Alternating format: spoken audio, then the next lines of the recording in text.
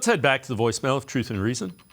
Hey, Dave, right from Cleveland. We went out and we got, a guy from Houston, Oval, I can't say his last name. Then we got the guy from Minnesota, nice, solid defensive tackle. Then we go out and get Thornhill. And now everyone's like, the salary cap. Man, we got 3 hell of good players, and we're still under the salary cap. I don't understand the people. Thank you, Dave, for taking my call. God bless you. God love you, and I'm out. Appreciate all of the voicemails. I have trouble with Okoronkwo as well.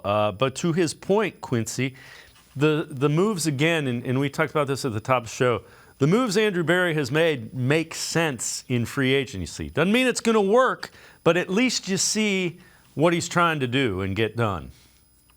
Yeah, there's a clear process here at play whenever he does the draft and whenever he does free agency. Things are done in a very systematic way here in Cleveland, and they're done with a reason. It's funny. We envy other teams that do this. We start doing it. We don't envy it anymore. But, it is one of those things where he's operating with a plan. He has the time to execute it. And this is how we operate. This is Cleveland Browns football. This is what they do. And I think we just got to get used to it. All right, let's take a look at the current cap situation. This is from Jack Duffin. You follow him on Twitter. Orange and Brown Report always does a great job. Doesn't have the numbers from Maurice Hurst or Hill, the guy the Browns signed today. Those are not expected to be huge cap hits. Already are still $11.2 million, and there's a number of other things that they can do in terms of restructuring. So bottom line is, again, the cap is not an issue yet. Eventually, it probably will become one down the road a few years. But again, the front office is doing a good job of keeping the cap front and center when they're trying to add to this roster. Yeah, like Andrew Berry, and then again, they've been doing a good job being forward thinking about this. They know that they have a quarterback that they're going to have to pay.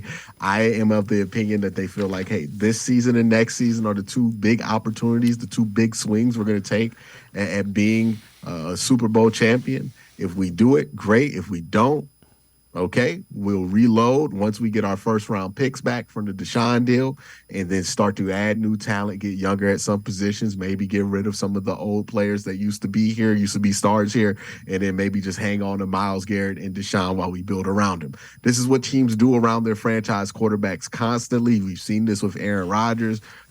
We've seen this with Ben Roethlisberger, where the first team that he got to the Super Bowl with couldn't be more different from the second team that he got to the Super Bowl with, and couldn't be more different than the team that he ended his career with. So teams continue to keep these windows open. It's not going to be open for like 10 years, but you can have 2 years here, rebuild for a couple, 2 years there. And I think that's what they're looking at.